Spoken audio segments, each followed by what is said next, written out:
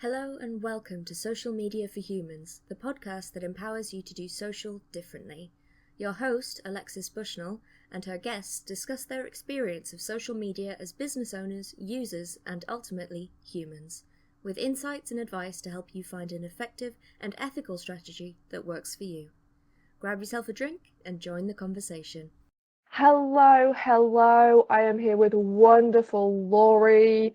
Please introduce yourself. Tell us who you are and what you do. Hello, Alexis, and hello, everyone. Thank you for having me. My name is Lori Reising. My pronouns are she, her, and I am a trauma-informed healing artist, a meditation guide, a ritual facilitator, an embodiment guide, a retreat leader. But really, I'm your biggest cheerleader into your divinity and magic because I know what we can do and what we came here to do, and I just want to unleash that majesty as much as we can in these human lives. Oh, and I'm a host of the podcast, The Raw and Wild Hearts. So many amazing things. Yeah, I wear many hats for sure. It's interesting you kick off with trauma because I will say I am processing a lot of my own trauma right now. And I know it is something that is being talked about a lot more on social media. But I also know that social media is kind of causing problems with some people who are processing their trauma. It is making things sometimes more difficult to process and bringing stuff up maybe a little bit sooner than it would have been ideal to have that brought up. So I'm interested in sort of your take on that. Like, how is social media impacting both people who are dealing with trauma at the moment, and also how is it potentially causing trauma in people who maybe were totally balanced and fine and happy beforehand? Well, okay, first of all, totally balanced and fine and happy is that's really big because I think that we achieve that at points in our lives, but the human journey is one of struggle, of fluctuation, of energy shifts. So I think that number one, that's something that really does us an injustice, that we have this bar that's raised that we're supposed to feel good all the time. So when we actually normalize the fluctuation of the human journey, then we don't get that inner critic, that there's something wrong with me, I'm not doing it right. And that's where social media can come in with that comparison culture, because people, okay, anything with media, someone's trying to buy something from you, right? Like they're selling something to you, you're buying something from them, right? With your attention and with your care and with your energy. And so, even the people with the best of intentions, someone has a different energy fluctuation that day and they're in a different space, and then they get hit with your extreme bliss and happiness. And if we're not completely authentic with it, yeah, that comparison culture can come up. And then that standard of, what, like I like to say one size forestall comes up, because that's kind of where we were raised. It's like, oh, everyone has to produce at this level. If you're not working like this, then your worth isn't there. It's like there's so much that's wrapped up into it. So I think that the more that we hold social media in an authentic light, rather than like this holy grail of like, oh, that's where we're going to get the business, and that's where we have to show up every day on social media, and then we exhaust ourselves. So there's a lot of cycles that go into social media and media in general. And I don't know any human that wouldn't actually fall prey to them. And I say that in a way we fall prey to being human, but let's normalize it, because it's such a beautiful journey. And when we embrace the shadow, we embrace the fact that we all have trauma. No matter how you came in, where you came in, like, it does not, if you're a human, you have had some level of trauma, money or not money. We put so much focus and emphasis on money for happiness.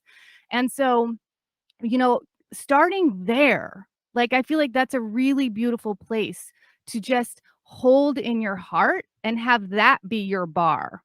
Like, we are going to experience trauma. Even if you feel, and I quoted that, if you feel like you've worked through all of your trauma, there's going to be more coming. Like, we live in this chaotic, crazy world, and we have to interact with it, right? And so trauma will come. And so the more that we can fluctuate with it, the more that we can feel and heal. And the last thing I want to say, Alexis, because I want to hear what you have to say more about this, is that I like to call it your stream of consciousness.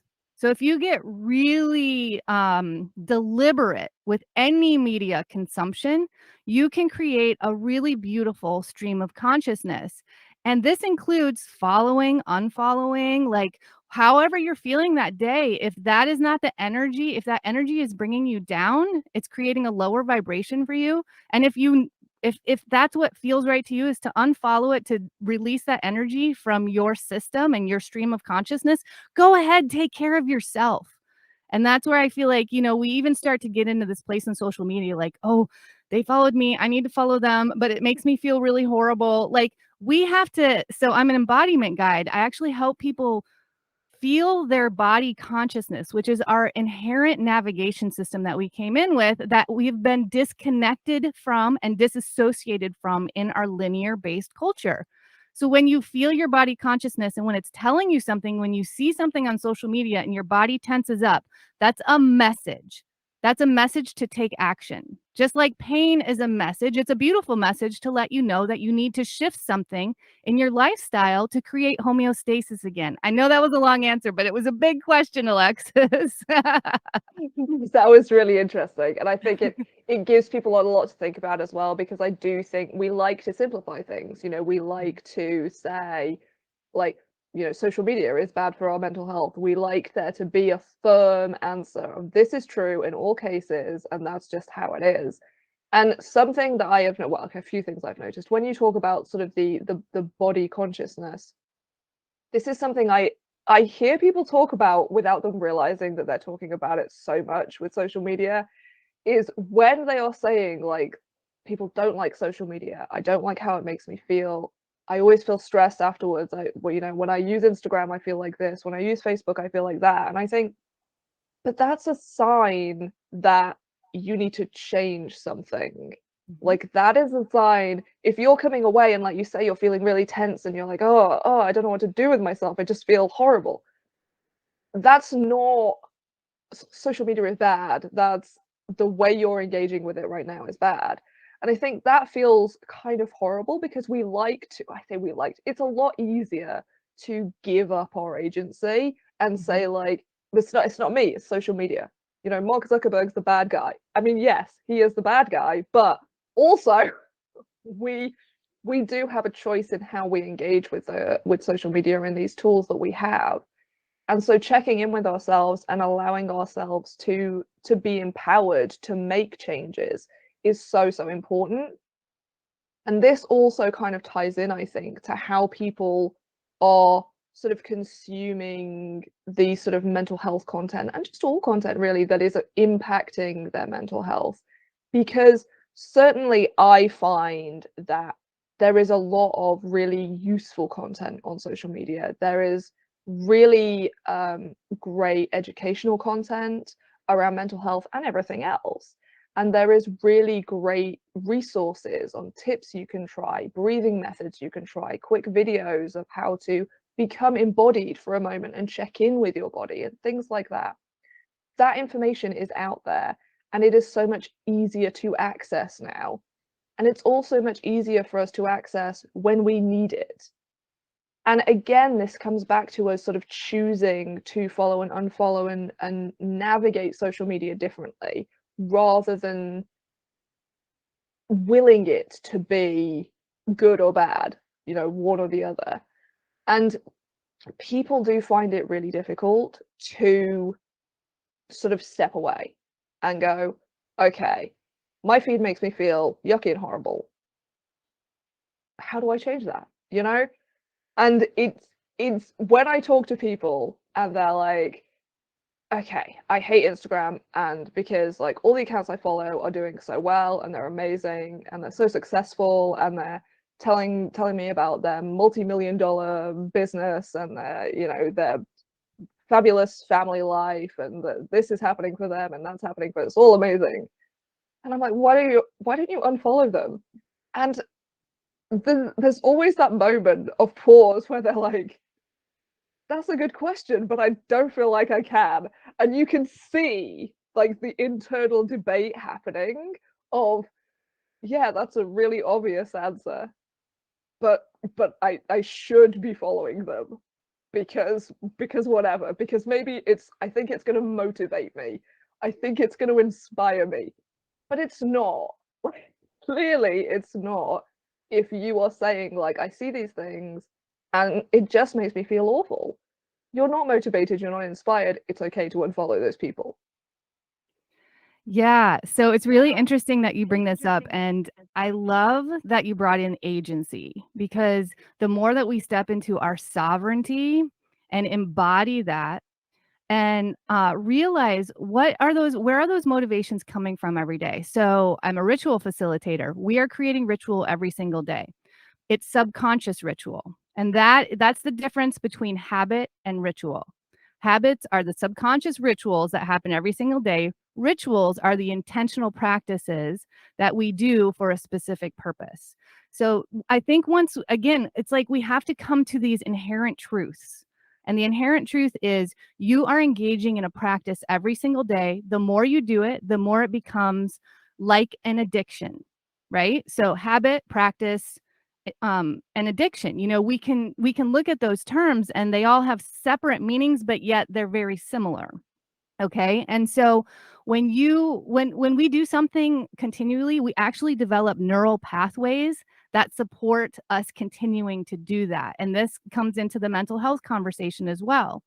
And so it takes a lot of presence, a lot of energy, and a lot of deep work on our belief systems that have been born from those habits that have been subconscious, and they get very deep within us. That's what our culture does to us. The programming, the conditioning that happens from when we're in the womb. It happens before we're even born into this world. It's very, very, very powerful, but we are just as powerful.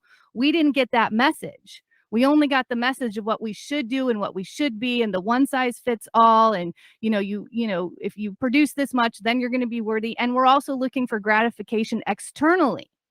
So, we can look at social media that way too. And Alexis, I completely agree with you. There's so much free education out there, and people are coming online with the gifts that they came in to share with true passion. We're really shifting the dynamic here, and I love it. I'm so here for it. But I think that the biggest piece here that you touched on is our agency and realizing what's the practice you're engaging in every day. Is it raising your vibration? Is it giving you motivation? Is it feeling supportive? Or is it bringing you into a lower vibration? Is it contributing to, more difficult mental health days? And that's something that only you can decide. Only you know that. No one else knows that. So once we actually take personal power and sovereignty over our lives and realize that we make choices every day, what are the choices you're going to make? Now, I was so excited to have this conversation with you today because I have been on a social media break for, I don't know, 3 weeks now, something like that, because there's a lot of Piscean energies, and these are very divine energies. And I've been called to deepen my practice. And I had to do deep belief system work around that because I've been creating an online practice or online business now for a year and a half. And you get hammered into you that you have to be on social media. You have to show up every day. You have to get the following and, the engagement. You know what I'm talking about. I mean, this is what you're sharing in the world. And so, the Piscean energies right now are giving us this really rare and beautiful opportunity to make deep changes in our behaviors. But if you're not tapping in, then if you're just staying in the loop of what is habitual, what you've gotten so used to, you've created a neural pathway for it, even if it feels terrible, then you don't realize that there's some energies that you can actually make a shift and you feel the results. And when you feel the results, when you feel good, when you do it, let's say you do it for 3 days and you're like, oh my God, I feel really good for 3 days. That fuels where you're going, because that's internal gratification instead of looking for the external gratification. And so I've gotten to the point where I don't even know that I want to go back. Like, I'm not completely done. I've jumped on like once to share a powerful message that was coming through because I'm connecting so deeply with my divine self and my higher consciousness away from social media. I don't turn on my phone for at least an hour to an hour and a half when I wake up in the morning. Like, these are little practices that make huge differences, but you have to be tapping in, because when you feel it in your body guides you. If you're only thinking about it and you're staying in the belief system of what's been created in your linear control mind, then it's really hard to follow those impulses, and it's really hard to even feel the results. Yeah, yeah, and it's interesting that you're saying like you've sort of it's been difficult for you to sort of go, right, okay, I'm going to go off social media for a bit, because I feel, especially I feel it in myself, there is a resistance to dropping in and feeling and to trusting what you're feeling. Mhm. And so I notice that I can feel the energy shift and I'm like, oh, it doesn't feel good to be doing what I'm usually doing. But there is switching, not switching the brain off, but switching over and being like, okay, I'm gonna figure out what this feeling is and what it's telling me and how I think I should be changing things accordingly, and then try that. There is so much resistance to that. And a lot of it is, like you say, because we are taught to be in our brains. You know, we are taught to use our intelligence, and that's the thing that matters. And it doesn't matter about your emotions or what you're feeling and all that woo-woo hippy-dippy shit. That doesn't matter. What matters is logic, and apparently we're all becoming Vulcan now. And it makes it really difficult, I think, for people, including myself, to feel those shifts and allow yourself to go with them, because we are in this society where we are like, this is what my work day looks like, and I do that 5 days a week, every week, regardless of what is happening. Nothing ever changes. That's just how it is. And it doesn't allow for natural fluctuations in ourselves, in our own bodies, for illness, for life stresses, for things going on in the larger world, for anything like that. And we are trained so much and we work so hard to ignore those things and keep focusing on like, no, we just do this, this is the routine, this is how we do it, this is what we do. But it's really weird to me, even from a capitalist perspective, because I think every time I speak to somebody, or I myself allow myself to tap into that and go, okay, my energy levels are really low today, say, so I am not going to work today. I'll shift what I was going to do today to tomorrow, or maybe I'll work a day at the weekend or whatever. I know I'm just going to let myself rest. I'm going to maybe do some self-care, have a nice long shower, whatever. If I do that, I feel much better. The next day, maybe I get up, I get all the stuff I was supposed to do the day before done, and a little bit more. And it fascinates me that even though that is true for basically everybody, like if we listen to what we need and to what's going on and adjust things accordingly, we are more motivated and more creative and more productive. And yet we still are determined to be like, no, let's not listen to any of that. Let's just keep pushing on, doing the thing that is not working.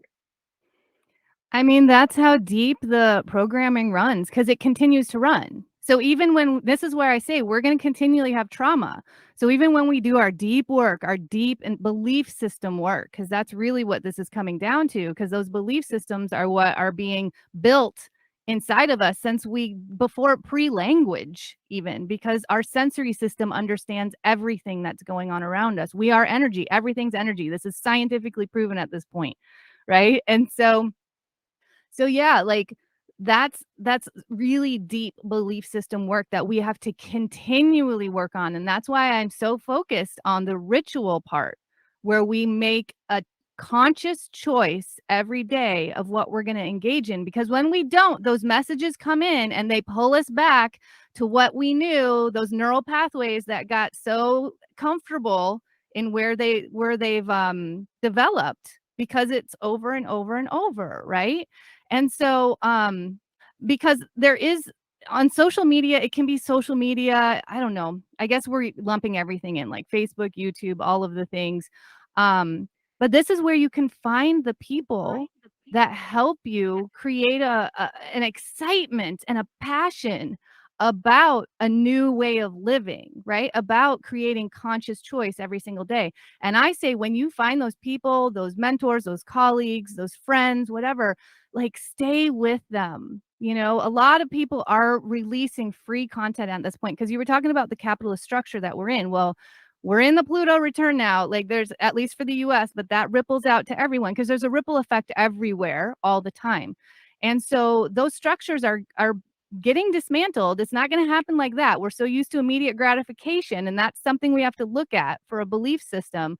But, you know, they are going to be dismantled, and we are here to rebuild them.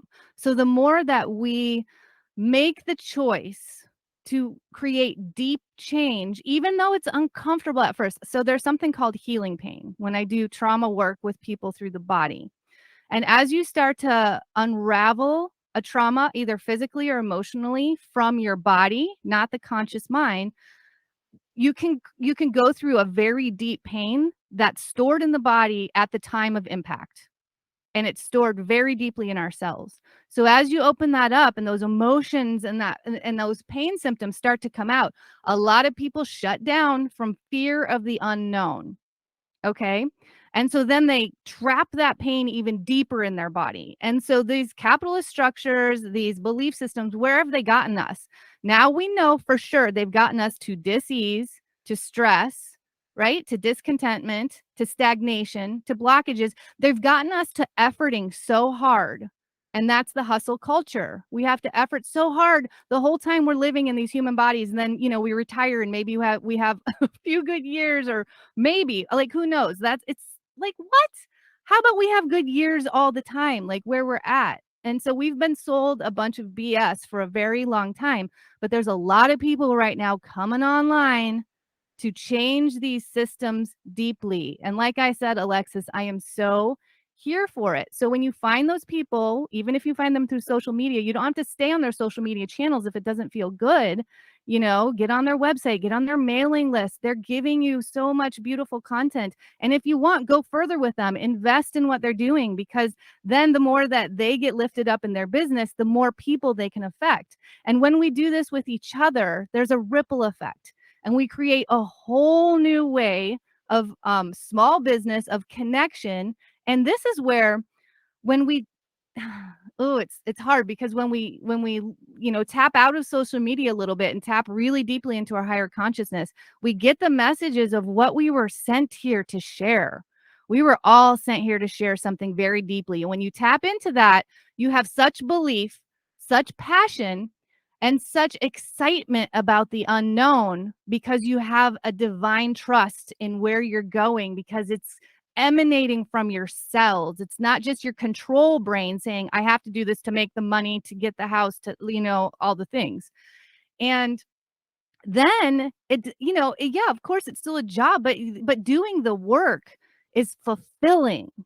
Right. And then when we're fulfilled and we understand that we can go through the fluctuations, we have the downtime. And when we understand that the downtime, the connection time, the soul time actually brings us more elevated in our business, because we show up from a full cup, and people feel that when we start running on energy instead of supposed to, and control minds, like we like to control our bodies with our minds, we like to control our emotions, like, and that has gotten us into a very fractured place. So when you start to open up to the realm of like spiral living, possibilities everywhere, you know, fluidity and flow, you know, releasing the stagnation and the blockages, like even now, I just want to like move my shoulders. Then we live in such a beautiful state of I want to say balance, but like a state of joy and ease, even in our businesses. Now, don't get me wrong, I'm in the beginnings of an online business, and there's a lot of work that's put in. But when I feel so passionately about what I'm sharing, there's a level of commitment and excitement there that doesn't create dis-ease and stress. That a job that you have no passion for, that you're only doing to get the insurance benefits. And believe me, there are people, we have to do that still. Like, we've got a ways to go with this, but there are people that are really trying to pioneer this into a new earth way of living. And I think that the more that we look at our social media habits, practices, and choices, I think that ripples out into the community as well, Alexis. Yeah, yeah. No, there's two things that actually I sort of took from that I want to sort of build on, and they kind of tie together. And one of them is this idea of like working from your passion, and because that is something that really shows when you are creating social media content, whether you're putting out free content in your tradings that you do, in your things that you create, in everything. If you have that real belief and that love and that passion and that motivation that is coming from, this is the thing that I love, this is what I want to share, this is what matters to me, that comes through, even through a phone screen, even through, a 280 character tweet, are we at now? It comes through even in those sort of small spaces on social media. And that is what draws people to you. And I think this is something that is lost when, like, authenticity is like the buzzword now and everybody wants to be authentic. But all that is just allowing you to come through. And you can't fake authenticity like that. Mm-hmm. Because the point is that it's you tapping into whatever is inside of you and just putting that out there. And I think alongside that comes this fear of that is going to turn some people off. Like, there are going to be people who disagree, who haven't done the work yet, who don't want this to change, who are very invested in whatever it is that they believe. And they are going to see this content and they are going to come at me, or I am going to lose followers or clients or whatever because I've put this out there. And it's really sad to me to see the kind of internal war in people when I work with them, especially around this, because so many people start to understand, like, yeah, okay, authenticity. I want to be myself. I want to bring people to me who believe in what I do and who I gel with and who I get on with and who are my people. But I am so terrified that I am going to bring forth sort of the wall of trolls who just want to yell at me, and I don't feel able to sort of manage that. And so people pull back and try and keep those walls up and keep that control so that they avoid that. And then the knock-on effect from that is less traction in their business and fewer followers on social media and less engagement, because the people who are there for them aren't really getting all of them because they're trying to avoid the other stuff. So I'm really interested, sort of, what is there anything that you can recommend, I guess, to people, because it is something that I discuss a lot with people and they really struggle with. Absolutely. I'm so glad you asked. So I'm actually going to take the word authenticity and shift it a little bit, because when we are in alignment within ourselves, we have a deep sense of trust. And when you trust what you're sharing, you trust your message. It's the difference between selling from a place of trust and excitement because you know it's going to change people's lives, opposed to selling from a place of need because you need that money because it's scarcity, right? The scarcity mentality of like, if I don't get this sold, there's going to be nobody else, and we can apply this to relationships too. People don't leave relationships because there's nobody else out there. Like, we're sold that this is the only thing, you have to stay with this, right? And we live in a benevolent universe. It's so abundant, and there's a shit ton of people here. Right? So let them go. You don't want them, honestly, because then you create more space for the people that want your message, that are magnetizing to your message. Because if those people stick around, that are the troll type energy, that are dragging, that are opposing, that are staying in this like fractured dualist culture that we have, right? Instead of rising above and being in this place of like, I want the aligned stream of consciousness. I don't want to sit here and argue on social media. Like, what a waste of my life. What a waste of my time, right? So you want those people to go because they're dragging your energy. So holding on to them to have the numbers is coming from a scarcity belief system. And no judgment here, because this is deeply, deeply ingrained in us to be in scarcity. That's how we've been sold things. Sensationalism culture sells us things if we're in scarcity, and they tell us we need this to be happy. We need this external thing to be happy. Even social media people that are out there, and I was victim to this in the beginning too, where they were like, you need to engage every single day. You need your numbers to look like this.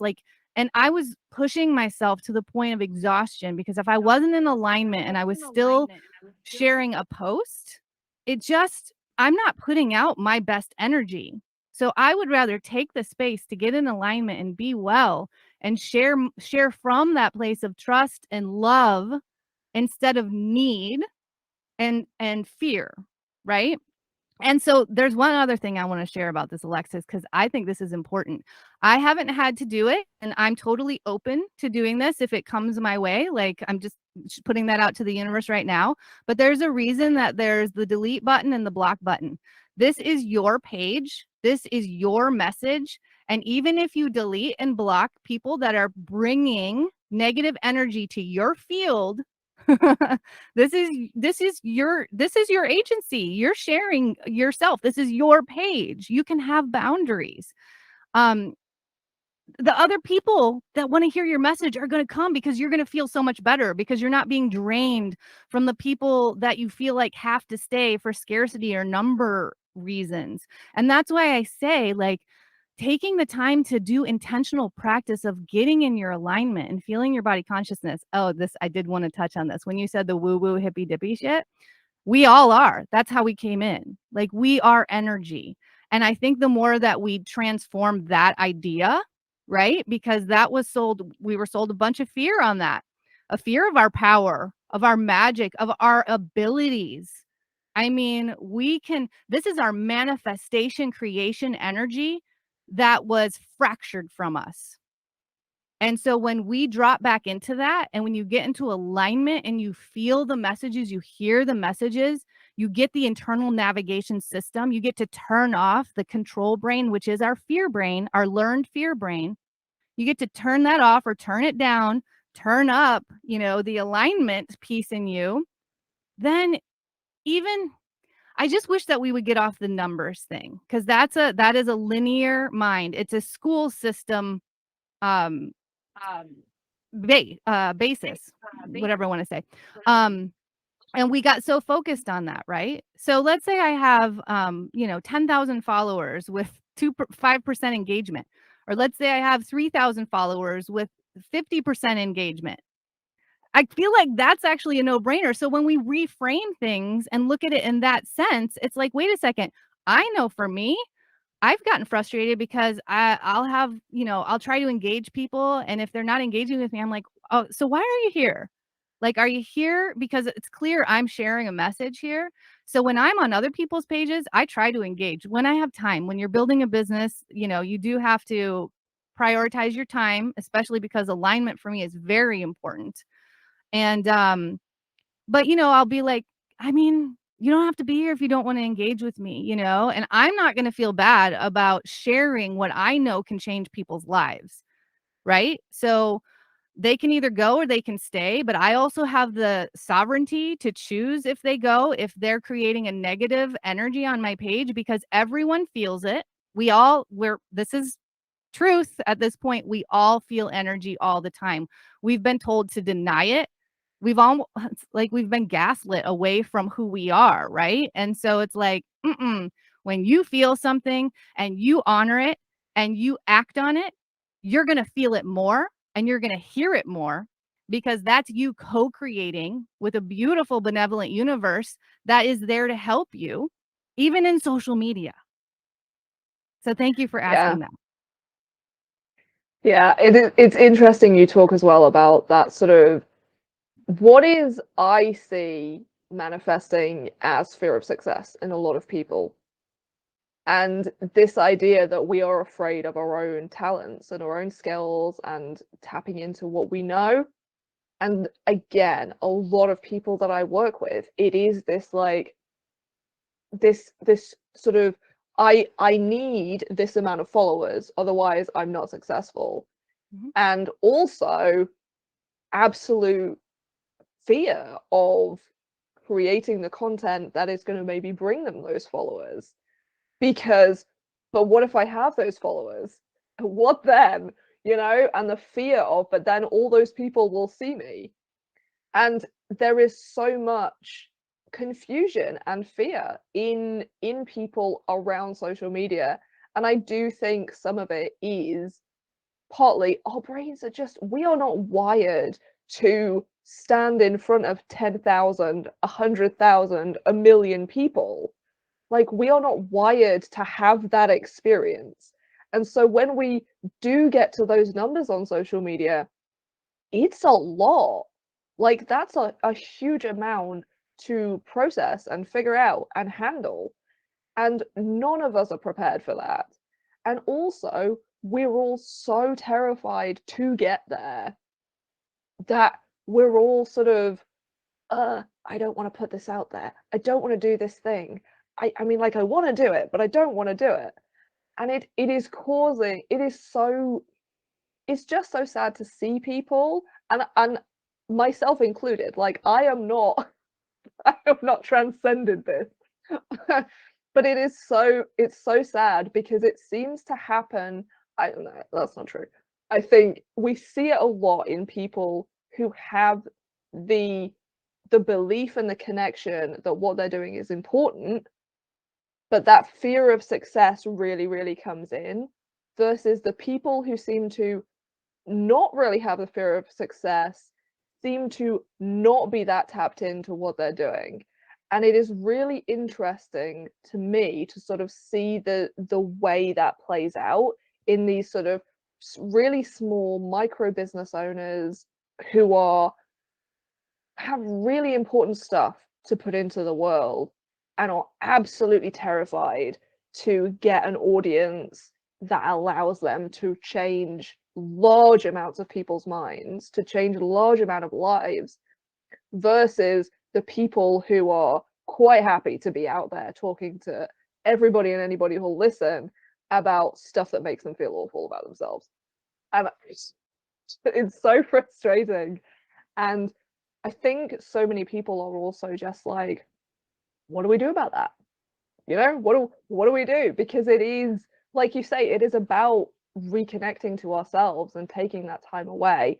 And that feels like not trying to succeed, because, but if we want to succeed, we have to be posting, we have to be engaging, we have to be creating the content and putting stuff out there and telling people about things.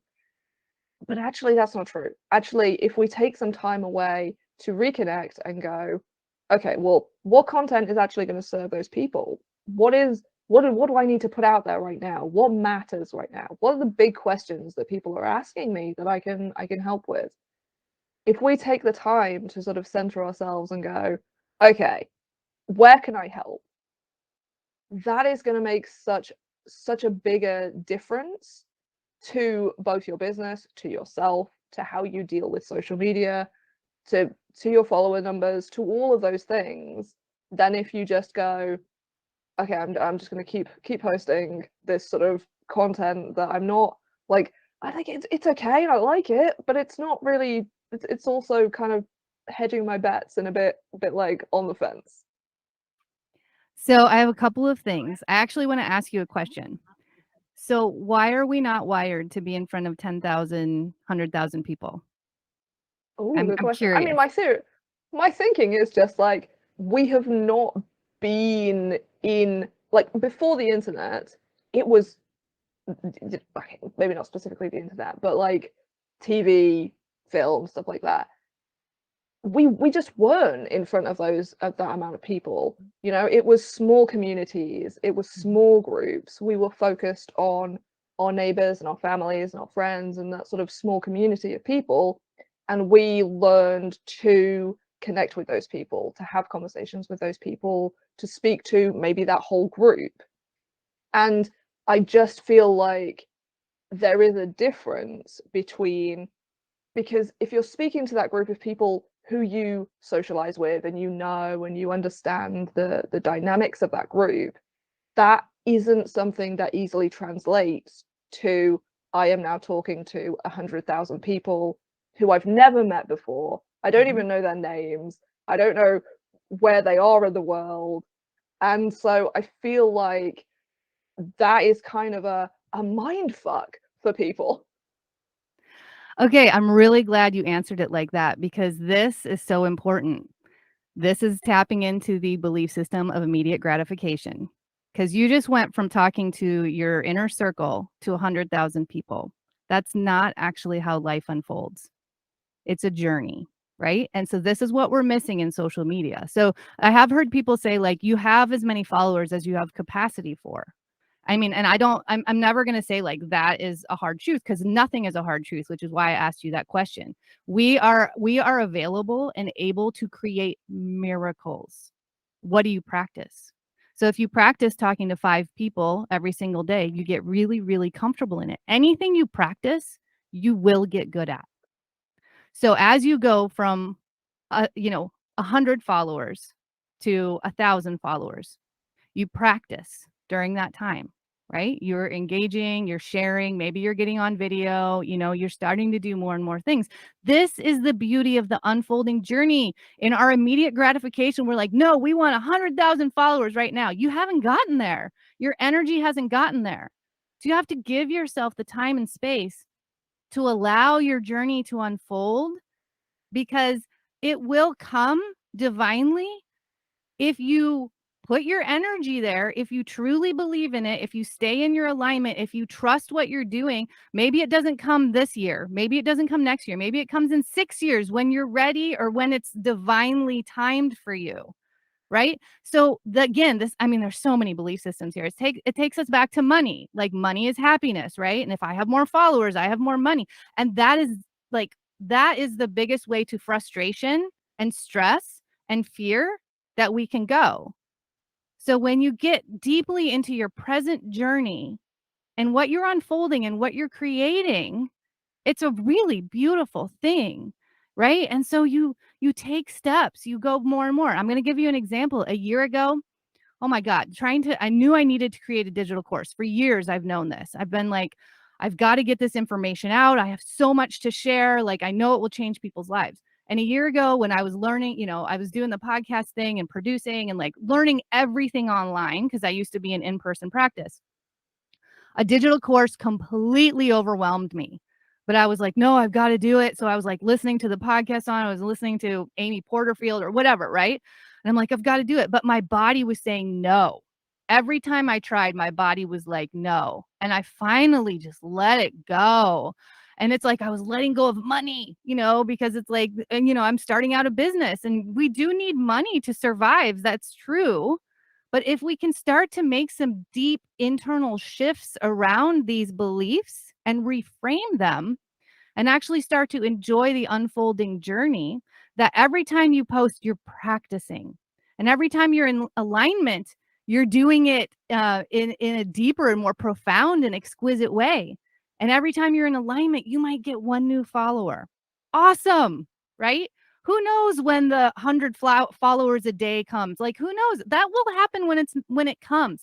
But you do have to be intentional in the way that you do this. It does not mean you have to post every day, because if you're exhausting yourself and stressing yourself out, you're creating more of that fear, the push and pull that you're talking about. And so the other thing I wanted to tap into here, Alexis, is you said people are afraid of have a fear of success, and I feel like people have a fear of failure. Now, if we reframe failure, right? It's like, oh, I put myself out there and there were crickets. And I've done this, right? I mean, we all have if we're staying in this space. And then I used to be like, oh, nobody believes in this, or it's not affecting them, and then the inner critic comes up and the judgments and all of that. But wait a second, if we do know that people have to hear something 7 times and there's a lot of noise out there in order for them to truly connect, because a lot of times they're not in their present moment, right? So you continue to bring them your message, and if they're going to connect, they will eventually. It doesn't mean it's going to happen the first time, but that's the practice. You keep being intentional with your practice. You keep putting yourself out. Every time you go on video, it's new practice. So let's say it's to 5 people, and then it moves to 10, and then eventually a year later you're doing a video for 100 people, and then a year after that you're doing it for 100,000 people, because we are made to create miracles. And that's why I wanted to focus and touch on that question, because if we believe that we're not made to do that, then we won't ever do it, because that's how powerful we are. So we actually have to work the most on our internal belief systems, on our place of alignment and gratification. Like, where does our joy come from? Because if it's only externally, we're going to be in this really shitty loop for a long time, right? We really have to look on the inside. And when you get more of that sovereignty and agency, when you connect so deeply with yourself and love yourself, this is why I do mirror work, right? Like, if you can look in the mirror for a long time and be amazed at this body and this journey, like, look at what you have been through. This human journey is not for weak. I don't know one human out there that is weak. This is intense. It is a raw and wild ride. And when we have continual messages and continual noise coming at us, it is essential that we get very clear and very deeply into a relationship with ourselves before anyone else. Because when you have that love, you are coming from a place of trust. You're coming from a place of excitement for the unknown. And this is what I want for everyone. And I had to work on this for myself. When you believe that there is no failure, there's only more information, it actually takes you to a new place. It helps you pivot. It gives you, like, if you listen, it gives you wonderful information to do something new. It does not mean to abandon your dream and your belief and your passion. It means let's create new possibilities here. Let's look for new avenues. There's no failure. And I think a lot of people that are at, not a lot, I'm not going to say that, because there are people out there that I'm like, how is there 100,000 followers here? Like, I'm so bored. Like, I'm not getting, you know what I mean? This is not creating any kind of energetic match for me. And some, that's okay. There's people that love that. They love somebody that just posts the memes or whatever, right? And fantastic. That's the beauty of this. We all you're going to magnetize the people that believe in where you're going and what you're sharing, and you get to choose where your attention goes. And I mean, I cannot recommend enough detaching from anything that feels like it has an addictive tendency to it. Like, if you feel like you have to get on your phone, like your body starts shaking or something, like, that's something that we need to address. Because I mean, I don't know that that's a good state of health for us to be in, right? We should be able to detach. Like you said, if we look back at our evolution, how did we come in? We came in nature. We didn't come in sitting in chairs all day. And this is what I help people realize, that you have to create some space in your day to move your body, move the energy. If we're not moving the energy of our bodies, that stagnation and that, like, frequency that is coming in, it stalemates. It stays there. And if you don't move your body and open your cells, get your blood and your energy flowing, it can create havoc within ourselves. Yeah, I want to mention as well. I have a short story about, like, my own sort of learning to let go, kind of, through technology. I used to wear a Fitbit, and I got it basically primarily to track sleep. I also have obsessive tendencies about sort of food. Um, so when I recently moved and I decided I was going to take my Fitbit off, and my body response to that was very much, oh my God, why? And I was like, why am I having this response? Like, it's literally, it's not a big deal. You know, why does it matter? And I realized a lot of the reason I was having that response was that it was control. That was the habit. I always wore it. And I checked my sleep in the morning to see how well I'd slept because my Fitbit knows better than my brain. And and it was just control. It was that control of like, but I have chosen to buy this and I have chosen to wear it, and that's what I do. And when I stopped wearing it, it was so strange to let go, to sort of let myself let go. And I think if you are somebody who is really on your phone and stuff, it can help to maybe not start with your phone. If there are other things in your life that you know you have a potentially unhealthy connection with, that you could practice letting go with, that you can practice going, okay, I know that this is not actually bringing me anything useful, or it's not in the way that I use it, this is not helpful for me. You can practice with other things that are a little bit less difficult, because I do think we are in a place now where a lot of people, because our businesses are online, because our friends, especially at the moment, you know, all our friendships and our family connections are online, and so there is this whole thing around our phones as well now. It's not quite as simple as just put it down, don't look at it for a lot of people now. And so it can help to practice to build up to that by starting with smaller things that maybe you do still feel like, but I do that. This is what I do every morning. This is a piece of technology that I quote need. And to try and just practice with that, because it is kind of building that like muscle of agency and of self-trust and tapping into yourself, because maybe you sort of stop using that technology or whatever it is, and you're like, yeah, no, actually I did prefer having it. Like, that's fine. You've learned something, you know, and you've learned to check in with yourself around that, and then you can then apply that to the things that are maybe bigger and more difficult for you. Yes. So this is interesting about this because it's like a lot of us, and I did this for a long time in my practice, is I would kind of coddle people along like that were having pain. And I realize now that I kind of did an injustice for them by doing that, because why is it that we're trying to do the good habits, but we easily do the bad ones? We don't even try to do the bad ones. We just let them come on in. We practice them every single day, but we're trying to create a good habit. So this is like, it's, you know what I mean? The psychology of it. Like, why do we feel so comfortable in the things that create stress and fear and dis-ease and discontentment in our lives? We're so comfortable with them. And we say, we cannot, we can try to leave them, but like, if you need them, stay with them. Here's my I know I'm going hardcore with this, Alexis, but here's my take is we are in these human bodies, this human body for this life right now. I want you to live not in the stress, not in the fear. I want you to live in the trust and the alignment and the love for yourself. I want you to live in robust mental health. And that means that we understand the fluctuations, but we allow ourselves to move through the fluctuations. We don't fear them. We don't resist them, right?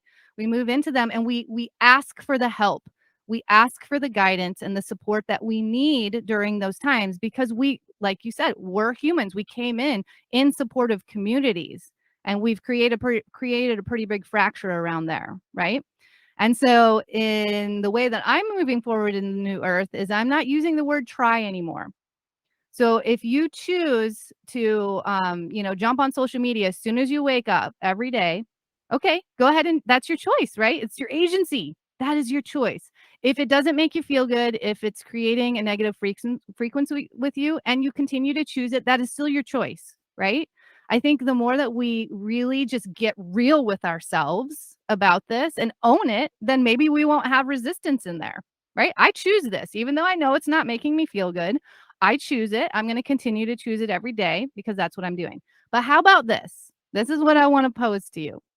How about you choose a meditation, right? Any meditation. There's all of us, tons of us are out here creating beautiful meditations for you. You don't even have to do it on your own. You can push play. You choose a meditation and you choose to push play on that every day for a week. And then I want to see where you're at after that week, because in my experience with the people that work with my meditations, their lives change within a week. They change within a week.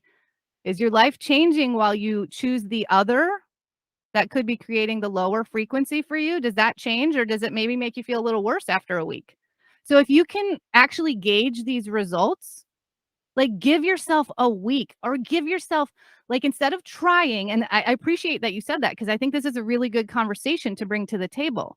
Instead of trying, how about you go one day without social media? Doesn't mean you don't use your phone and connect with your family and all of those things. I get on my email every day. I have a business to run, but go one day. See what happens. Like, see how your body tweaks out. Like, if you're feeling really like anxious because that's how invested you are in what's happening on social media, or see how maybe it feels a lot better to actually do something different for a day. I'll tell you what, since I got off social media a few weeks ago, I have so much more time in my days. So guess what I'm doing? I'm actually focusing on my email list. I'm focusing on writing some really great email chains for people that choose to come on my email list. I'm focusing on changing my website, right? Because we've been so programmed to believe that it's through social media that we get the people. And rarely do I have people on my social media that jump on my email list. But if I have a great website where somebody happens upon my website and they get drawn in because what I'm creating on my website, and then they come on my email list, which is what I own. I don't own social media. They could kick me off the social platform anytime for saying one word that they don't like, right? So I've there's been several times during the day I'm like, wow, what should I do? Like, I have tons to do, but I'm like, wow, I have a lot of time, because normally I would have jumped on, scrolled, checked my stuff, seen how many people, liked my post, or, I don't like to leave comments hanging. So if there's a comment, I don't even get notifications. So I'll jump on, if I post something, I'll jump on once a day to check the comments. But I've only posted one thing in like 3 weeks, I think. It's 2 or 3 weeks. But I'm just saying, now all this time has been freed up for me to put more intention into business practices that could be a lot more solid.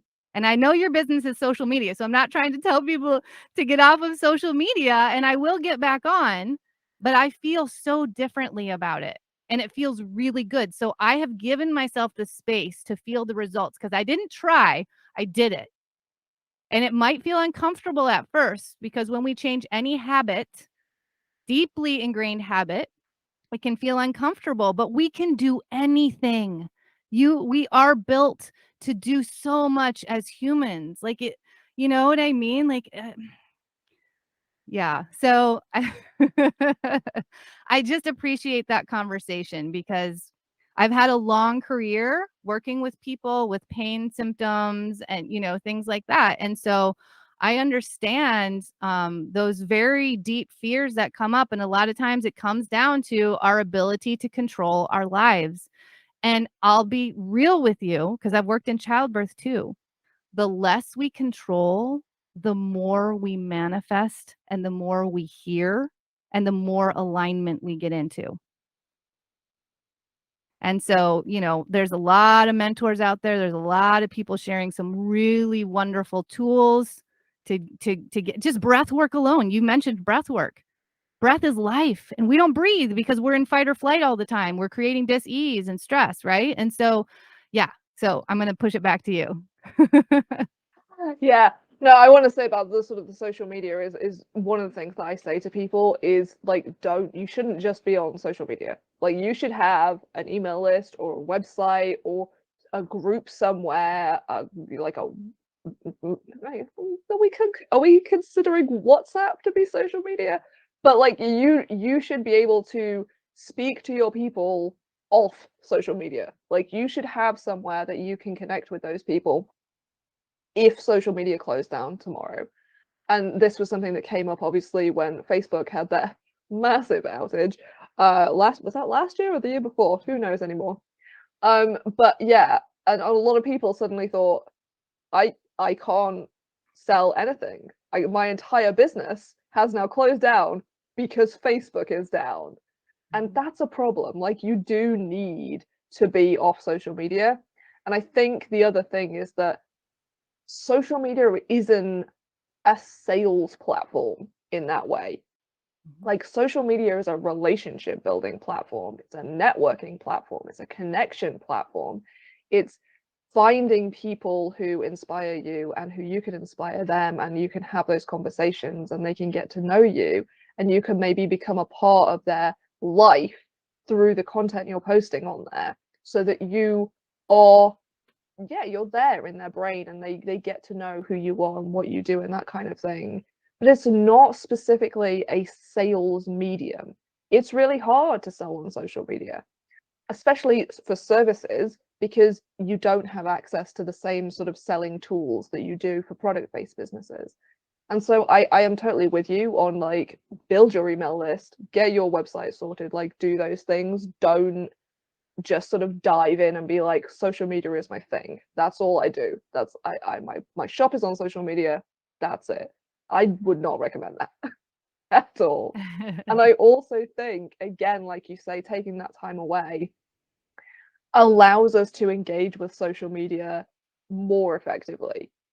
Because a lot of I put a post up yesterday that was about like likes versus comments, because I'd had a conversation with someone who was like, yeah, well, when I like something, that's me, like I'm supporting what they're doing. And I was like, but if somebody likes your content, do you feel exactly the same about it as if somebody leaves like a comment that shows that they've read it and they enjoyed it, they share their opinion or whatever it is? And they were like, well, no, I guess not. I much prefer the comments. And so I put up a post about it, and all the comments are like, yes, I love comments. Why does nobody leave comments anymore? And I was thinking, well, because you also don't leave comments now. You just we just like it. We just mindless scroll like, scroll like, scroll like.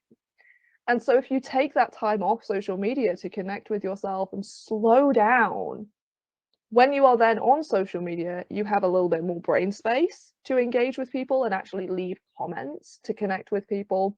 You have maybe a little bit more actual time, like a solid block of time, rather than 5 minutes while the kettle's boiling or while you're on the toilet or whatever it is, you know. And so I do think that actually taking that time away and also focusing your business activities on things other than social media is really, really beneficial also to your social media if you choose to use it. So yeah, no, I am all for that.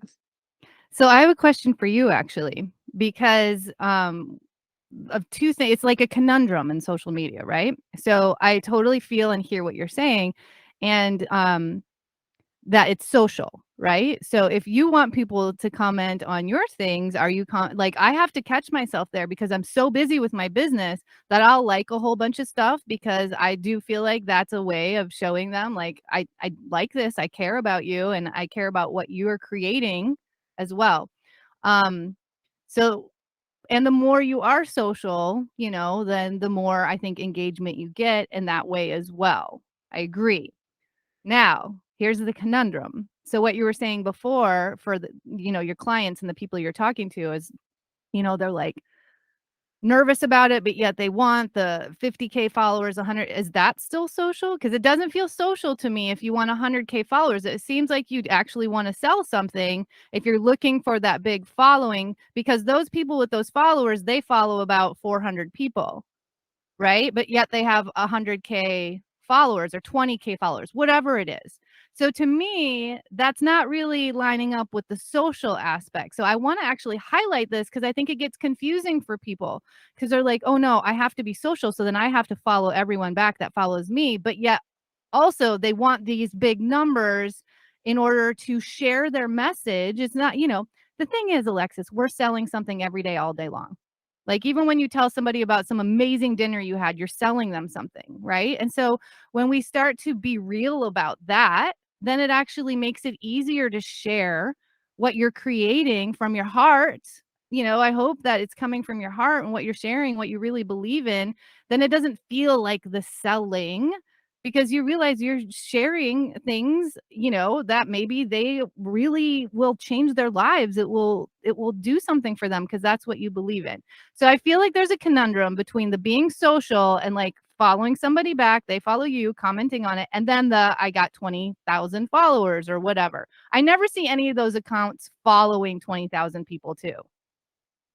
Yeah, I think a lot of it comes down to largely, I guess, comparison. That a lot of people will look, especially when they start off on social media, we look at like the other people in our industry that are doing really well, and inevitably the ones we get shown are the ones with the biggest following. And so we build this idea that success on social media looks like a large amount of followers. And then people like me are talking about how you need to be social.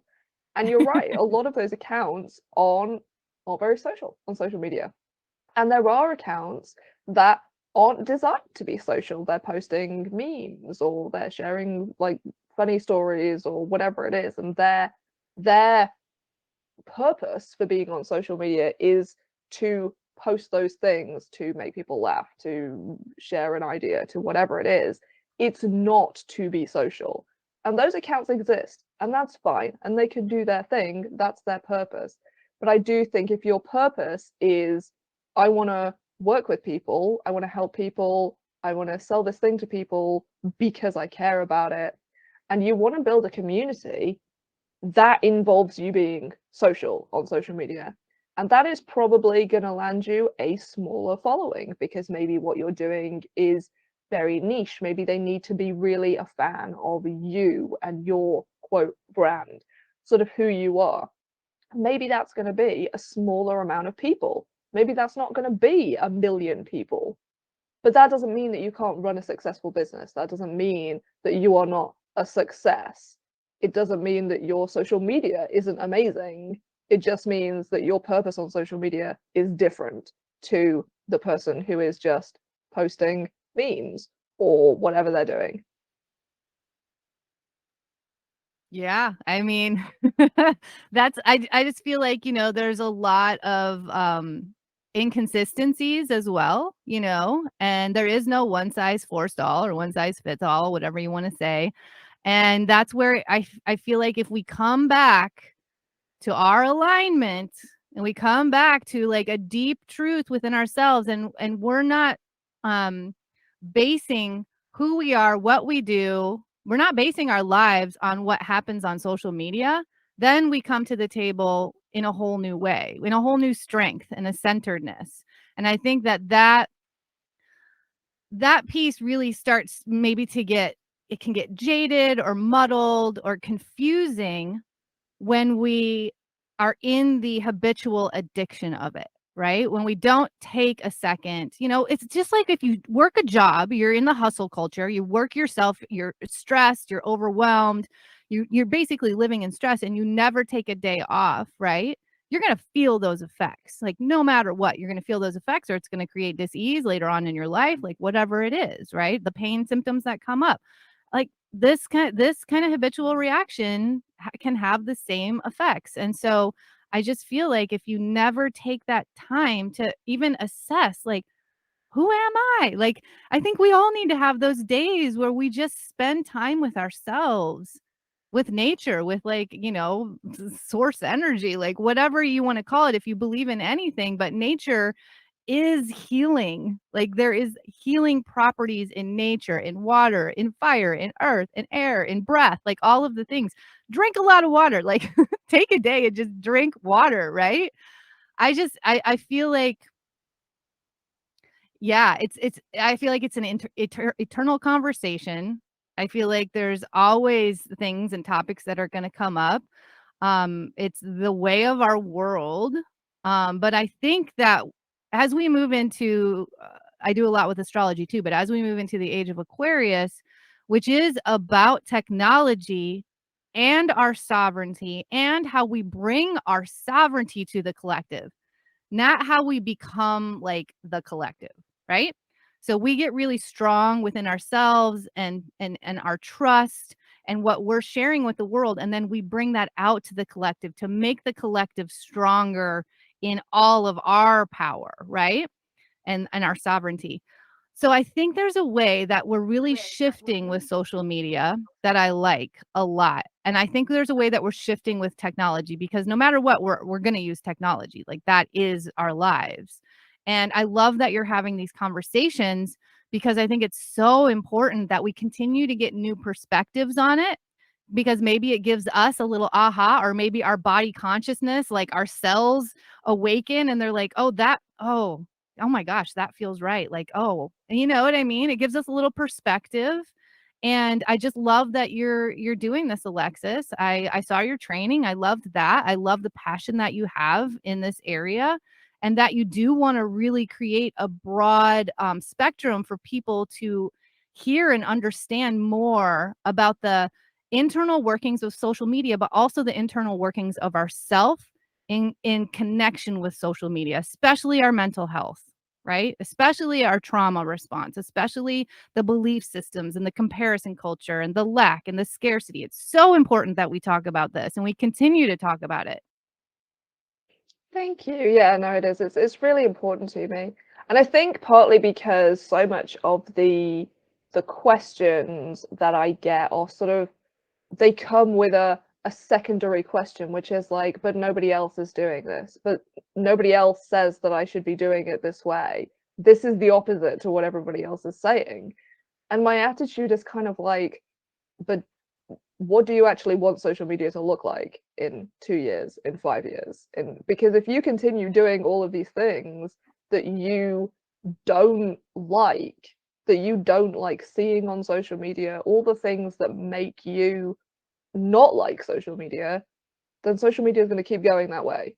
Like, if you want a different social media, if you want it to be about connection and be slower and be more intentional and community focused, like, it starts with you. It starts with how you use social media. Mm-hmm. And so I think it is really important, like you say, to have the conversations and to share that idea, because we have to shift how we interact with social media for social media to change. Yes, yes, yes, yes. And I just want to say, I also want to mention again, because you brought up like the fear of posting something that feels really in alignment or our authentic self, the fear of the trolls coming up or getting clapbacks or whatever. I say, do it, and do it now, because that is how you practice being in your sovereignty. That is how you practice creating beautiful boundaries for where you are and who you are in this life. And the more you practice it, the easier it gets. The more we practice anything, the easier it gets, right? And you don't, the more that you are in that sovereignty, the less you live your life based on someone else's thoughts, judgments, opinions, whatever, right? And so when you practice that, I promise you, it will transform and it will shift. And it's a beautiful feeling. It really is. I love that I have created a very intentional practice for myself, and I love that I get to share that with people as well. And so I just want to encourage you to like take the leap, right? We get so used to not taking risks because of scarcity. That's not even real. The scarcity that we're sold is not real, because we live in a very fractured and imbalanced culture, but we also live in a very benevolent universe and planet. And so, learn to step out and trust taking the risks, because when we don't take the risks, we stay smaller than we were ever meant to be. And when you actually shine your light brighter, when you show people like, nope, I'm not available for that. There's a reason there's a delete. There's a reason there's a block. This is the energy I'm putting out. And I want everyone who wants to be here to feel that energy. You show other people that sovereignty. You share that light with other people, and it allows other people to shine their light that way as well. And we get bigger and bolder. And this is how we do create really fractured systems together. Yeah, that is a wonderful place to end. And it has been such a joy to chat to you. Honestly, it has been fabulous. If people want to find you on social media, or indeed not on social media, where can they find you? Oh, Alexis, thank you so much. I've very much enjoyed this conversation. I'm very grateful that you've had me on. And the easiest way to actually get in touch with me is my website, which is therawandwildhearts.com. It has all of my offerings. It has lots of free offerings, but I love my social media too. Do not get me wrong. I do love sharing on there, and I will be back. This is just a temporary shift, which is what I needed for myself and my alignment. But my social media is The Raw and Wild Hearts. My YouTube is The Raw and Wild Hearts. Instagram, it's just the moniker, The Raw and Wild Hearts. Because this is a raw and wild ride. Very good. I will put, of course, all of the links in the show notes so people can find you super easily. This has been, like I say, it's so lovely to talk to you. Thank you so much for being here. Yes, thank you so much, Alexis. Have such a beautiful day. If you want more regular reminders to find your own way to use social media, follow Alexis on your social platform of choice. All the links will be in the show notes. Until next time, be a human.